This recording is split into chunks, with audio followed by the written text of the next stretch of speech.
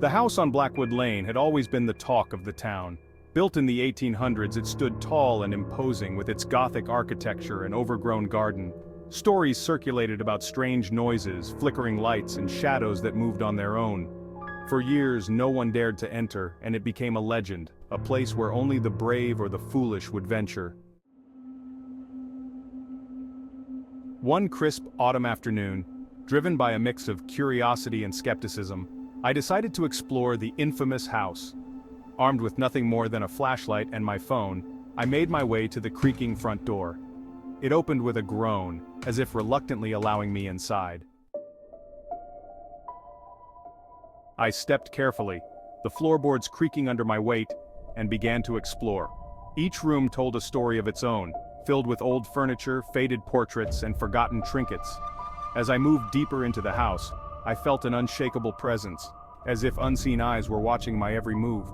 Despite the unease, I pressed on, determined to uncover the truth behind the legends.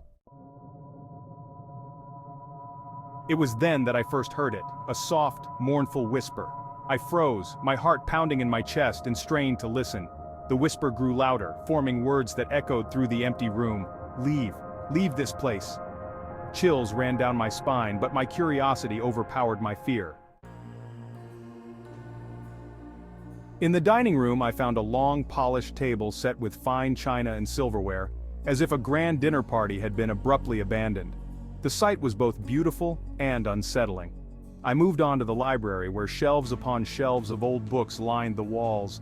The air was thick with the smell of aged paper and leather. As I reached for a book, the whispering returned, louder this time. "Leave, or you will suffer." I felt a cold draft pass through the room and the books on the shelves began to rattle. Fear gripped me, but I pushed it aside. A cold hand touched my shoulder and I gasped, turning to face whatever had made contact. To my shock, I saw a young woman, her translucent form glowing faintly in the darkness. Her eyes were filled with sorrow, and she looked at me with a pleading expression. "My name is Eleanor," she said softly. "I was wrongfully accused and murdered in this house. My spirit cannot rest until my story is told and my name is cleared." I felt a wave of empathy for Eleanor and nodded. "I'll help you," I promised. "I'll tell your story."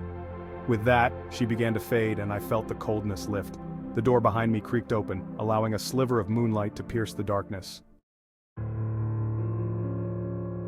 Back at home, I spent the next few days researching Eleanor's story, piecing together old newspaper clippings and forgotten records. I discovered that she had been accused of a crime she didn't commit and had been brutally murdered to keep the secret hidden. With the evidence I found, I wrote an article sharing Eleanor's story with the world.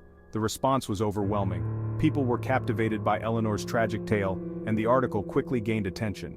Encouraged by the interest, I decided to return to the house one final time, hoping to find closure. Encouraged by the interest, I decided to return to the house one final time, hoping to find closure. As I approached the house on Blackwood Lane, the atmosphere felt different, lighter, almost peaceful. I entered the parlor where I had first heard Eleanor's whispers and spoke aloud. "Eleanor, your story is known. You can rest now." There was a moment of silence, and then I felt a gentle breeze, as if someone had brushed past me. A sense of peace washed over me, and I knew that Eleanor had finally found the rest she had been seeking for so long. Feeling a sense of closure, I turned to leave, but as I reached the front door, a new whisper reached my ears, sending chills down my spine. "Thank you, but now you must stay." The door slammed shut with a force that echoed through the house. Darkness enveloped me and I realized with dawning horror that the house on Blackwood Lane had claimed another soul. I was trapped. The whispers grew louder, more insistent, as if the house itself was alive, feeding off my fear. I tried to force the door open, but it wouldn't budge. Desperation set in as I frantically searched for another way out. "Why are you doing this?" I shouted into the darkness. "I helped you." The only response was a cold, mocking laugh that echoed through the halls. Panic gave way to a strange, eerie calm as I realized the truth.